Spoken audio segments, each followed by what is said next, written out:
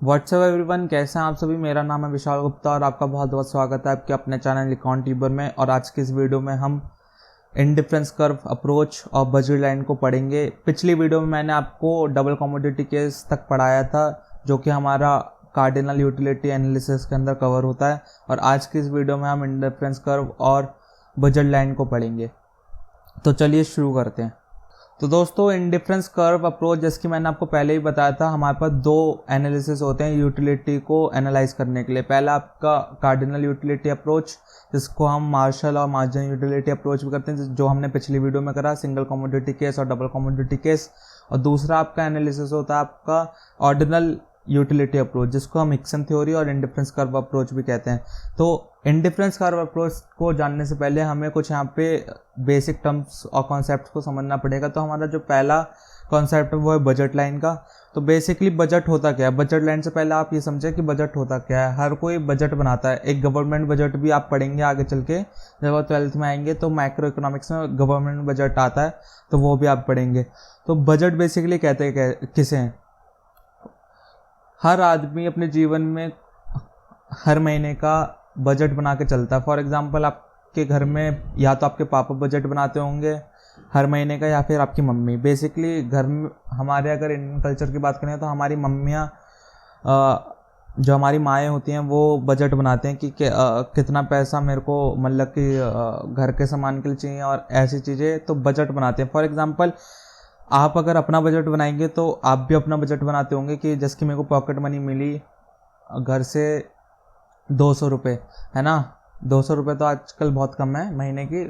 एक एग्जांपल को लेके चल रहे हैं। 200 रुपये मिली मेरे को पॉकेट मनी, तो अब मैं उसका बजट बनाऊंगा कि यार मेरे को इन 200 में से 10 रुपये कहाँ खर्च करने हैं। फॉर एग्जांपल, मैं 10 रुपये मैंने सोचा 10 रुपये में मैं चॉकलेट खरीदूँगा, 50 रुपये मेरा आने जाने का किराया, जो भी ट्रांसपोर्टेशन कॉस्ट होगी उसमें लगाऊंगा, 50 रुपये और मैं अपना मतलब कि जो एसेसरीज वगैरह होंगे उसमें लगाऊंगा, और जो बच जाएंगे पैसे उनको मैं सेव करूंगा, है ना।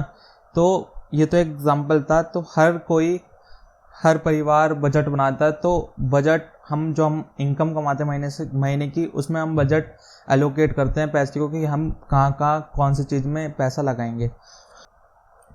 तो अगर मैं बजट लाइन की डेफिनेशन की बात करूं तो budget line is a graphical representation of all possible combination of two goods which can be purchase with given income and prices. Budget line आपकी ग्राफिकल रिप्रेजेंटेशन है। आपका ये ग्राफ पे बनती है बजट लाइन, तो ये ग्राफिकल रिप्रेजेंटेशन हुई। और ये ग्राफिकल रिप्रेजेंटेशन बहुत सारे वेरियस कॉम्बिनेशन दिखाती है दो गुड्स के, जो कि हम खरीद सकते हैं अपनी गिवन इनकम और उन प्राइसेस को देखते हुए उन गुड्स की। अब यहाँ पे दो एलिमेंट्स आते हैं बजट लाइन के, जो कि आपका कंज्यूमर परचेजिंग पावर और दूसरा आपका market value of both the goods. अब कंज्यूमर परचेजिंग पावर से आपका मतलब होता है इनकम, कि आपकी महीने की इनकम कितनी है उससे आपकी परचेजिंग पावर डिसाइड होगी। परचेजिंग पावर मतलब कि आप अगर कम कमाते हैं तो आप कम सामान खरीद सकते हैं, ज़्यादा कमाते हैं तो ज़्यादा खरीद सकते हैं। फॉर एग्जाम्पल, मेरी जो इनकम है वो 40 रुपये महीना है। आजकल वैसे होती नहीं है, फॉर एग्जाम्पल लेके चल रहे हैं छोटा सा अमाउंट 40 रुपये।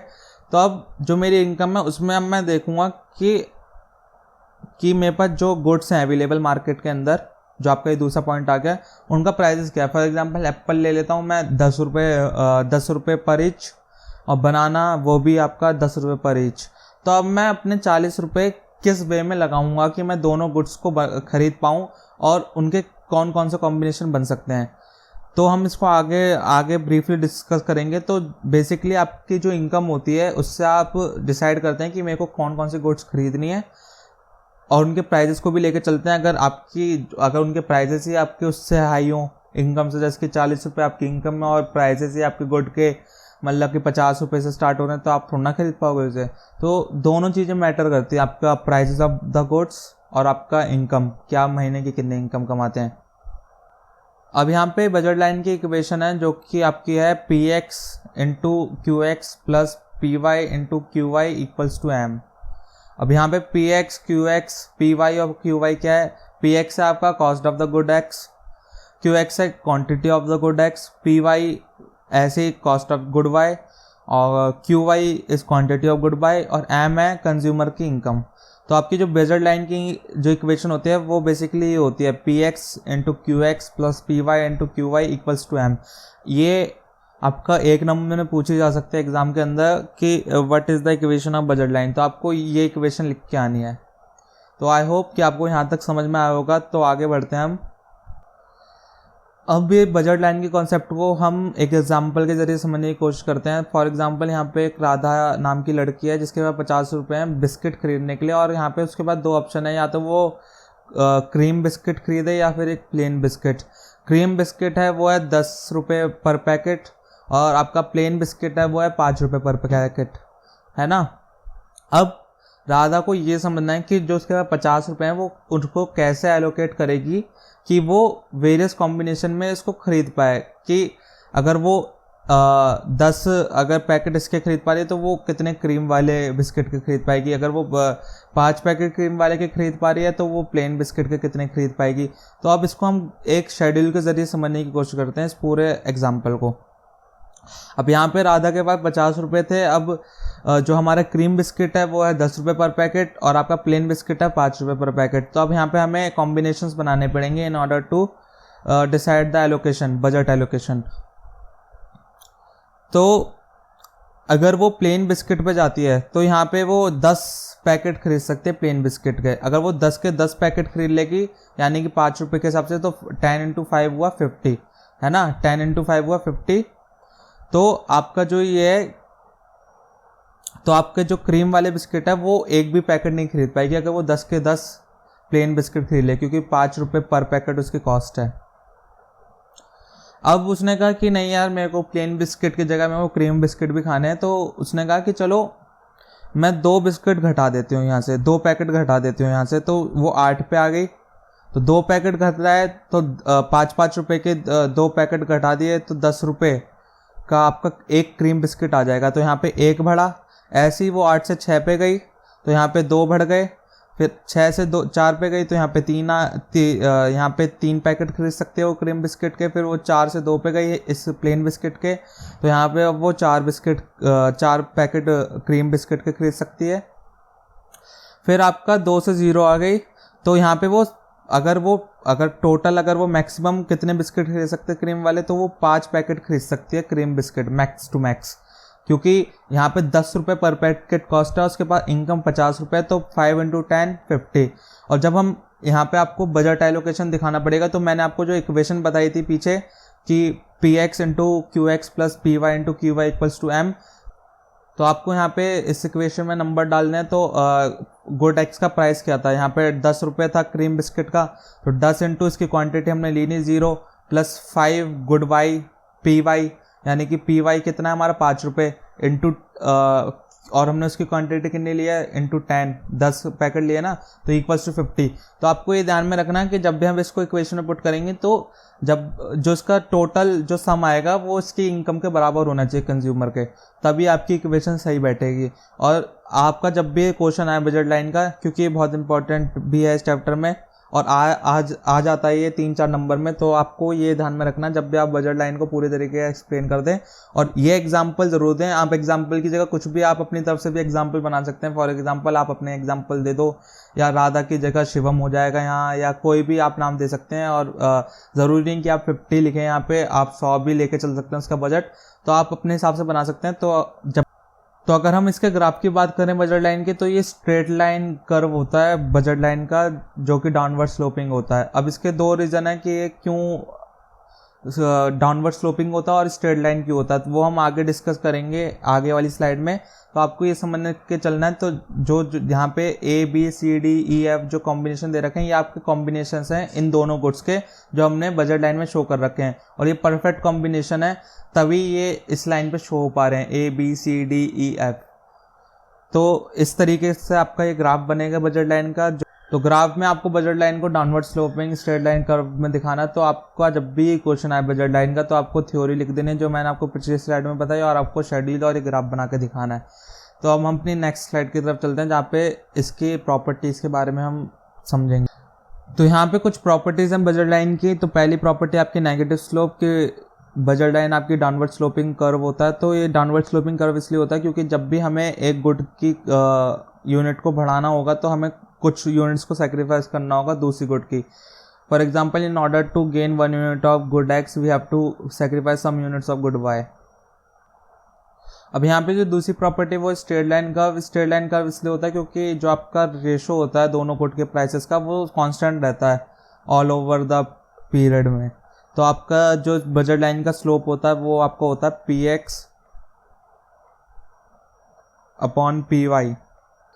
तो जब भी आप इसका रेशो निकालेंगे, फॉर एग्जांपल गुड x का जो है प्राइस वो है 10 है ना, और आपका गुड y का जो प्राइस है वो है आपका 5, तो ये आया 2 है ना। तो ये जो 2 है वो हमेशा सेम रहेगा, कांस्टेंट रहेगा, इसलिए आपका जो बजट लाइन है वो स्ट्रेट लाइन कर्व होता है, क्योंकि इसका जो स्लोप है वो आपका डिसाइड होता है price ratio of two goods से, और जो प्राइस रेशो होता है टू गुड्स का वो सेम रहता है। अब यहाँ पे तीसरी जो इसकी प्रॉपर्टी वो है रियल इनकम लाइन। आपकी जो कंज्यूमर की इनकम होती है वो real income budget line show करता है कि भाई एक कंज्यूमर एक महीने में कितना पैसा कमा रहा है, क्या इनकम है, उसको बजट लाइन अच्छे तरीके से शो करते हैं, तो आपकी इसलिए रियल इनकम लाइन भी कहलाई जाती है। अब चौथा है आपका टेंजेंट टू इंडिफरेंस कर्व। आपका जब आप इंडिफरेंस कर्व अप्रोच करेंगे हम अभी आगे, तो उसमें बजट लाइन जो होती है वो टेंजेंट होती है इंडिफरेंस कर्व से, और जहाँ पे वो टेंजेंट जहाँ पे वो टच कर रही होती है उस पॉइंट को हम कंज्यूमर इक्विलिब्रियम कंसीडर करते हैं। तो हम उसको आगे स्टडी करेंगे। अब यहाँ पे जो बहुत इंपॉर्टेंट टॉपिक है वो है शिफ्ट इन बजट लाइन, कि यहाँ पे शिफ्ट जैसे कि हमने पीपीसी में पढ़ा था फर्स्ट चैप्टर में कि शिफ्ट हो रहे थे उसमें पीपीसी में, तो यहाँ पे भी शिफ्ट्स हैं बजट लाइन के अंदर। तो शिफ्ट क्यों हो सकते हैं, दो रीजन की वजह से शिफ्ट हो सकते हैं, या तो चेंज इन प्राइस या फिर चेंज इन इनकम। अगर हम चेंज इन इनकम की बात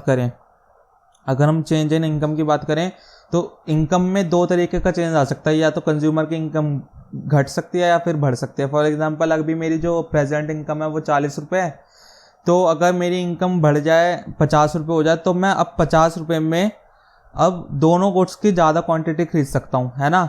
और यही अगर 40 मेरी 30 रह जाए, तो मैं अब दोनों गुड्स की क्वांटिटी बहुत कम खरीद सकता हूँ उस 30 रुपये में, क्योंकि जहाँ मैं 40 रुपये में उसकी क्वांटिटी खरीद पा रहा था, अब मैं वो भी नहीं खरीद पा रहा उन दोनों गुड्स की। तो जब अगर इनकम घटेगी तो यहाँ पे लेफ्टवर्ड शिफ्ट होगा बजट लाइन में, और आपकी जहाँ इनकम बढ़ेगी कंज्यूमर की वहाँ पे आप राइटवर्ड शिफ्ट दिखाएंगे बजट लाइन के अंदर। अब यहाँ पे जो दूसरा चेंज और यहाँ पे जो अब दूसरा रीज़न है शिफ्ट इन बजट लाइन में, वो है आपका चेंज इन प्राइस। अगर मान के चलो दो गुड्स हैं, अगर उन दोनों की प्राइस चेंज हो जाए, फॉर एग्जांपल दोनों के प्राइस या तो बढ़ जाएं, अगर बढ़ जाएंगे तो उस केस में हमारी जो बजट लाइन है वो लेफ्टवर्ड शिफ्ट हो जाएगी, क्योंकि अब जब प्राइस बढ़ गए तो अब जो हमारी इनकम तो चेंज हुई नहीं कंज्यूमर की, वो तो कांस्टेंट ही है। तो अब प्राइजेस बढ़ गए दोनों गुड्स के, तो अब हम उस लिमिटेड इनकम से हम अब बहुत लिमिटेड क्वांटिटी में ही अब वो दोनों गुड्स खरीद पाएंगे, क्योंकि अब उनके प्राइजेस बढ़ गए। अब मान के चलो उसका उल्टा कि अब प्राइजेस घट जाएं दोनों गुड्स के एक साथ, तो अब मेरी इनकम तो वही थी, अब उस इनकम में अब मैं ज़्यादा क्वांटिटी खरीद पाऊंगा, क्योंकि अब दोनों गुड्स के प्राइजेस थे अब वो गिर चुके हैं। तो इस केस में आपका राइटवर्ड शिफ्ट हो जाएगा बजट लाइन। अब इसमें एक और केस आता है कि फॉर एग्जांपल ये तो हिपोथेटिकल कंडीशन थी कि दोनों एक साथ चेंज हो जाए दोनों गुड्स के प्राइस, पर ऐसा रियलिटी में होता नहीं है। तो अगर रियलिटी की बात करें तो एक गुड की प्राइस में चेंज आ जाए, तो उस केस में रोटेशन दिखानी पड़ेगी आपको बजट लाइन में। फॉर एग्जांपल गुड एक्स का प्राइस बढ़ जाए और गुड वाई का प्राइस सेम रहे, तो गुड एक्स का प्राइस बढ़ गया, तो इसमें अब इनकम तो हमारी वही थी, तो अब हम गुड एक्स की कम क्वांटिटी खरीद पाएंगे, तो इसमें आपको बजट लाइन में लेफ्टवर्ड रोटेशन दिखानी पड़ेगी। और इसका उल्टा जब प्राइस घट जाए गुड एक्स के, तो आपको राइटवर्ड रोटेशन दिखानी पड़ेगी।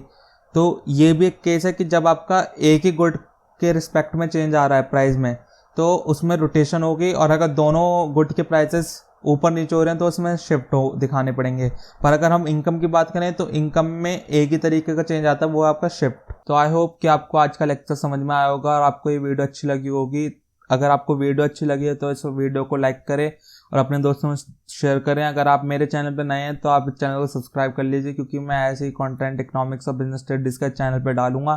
तो अगर आपने अभी तक सब्सक्राइब नहीं करा तो सब्सक्राइब कर लो यार प्लीज़, और बेल आइकन भी हिट कर देना, ताकि जब भी आपका ये भाई नई वीडियो डाले तो आपके पास सबसे पहले नोटिफिकेशन पहुंचे। तब तक के लिए आप पढ़ते रहिए, सुरक्षित रहिए, अपने घर में रहिए। आपका ये वीडियो देखने के लिए बहुत बहुत धन्यवाद। Thank you everyone.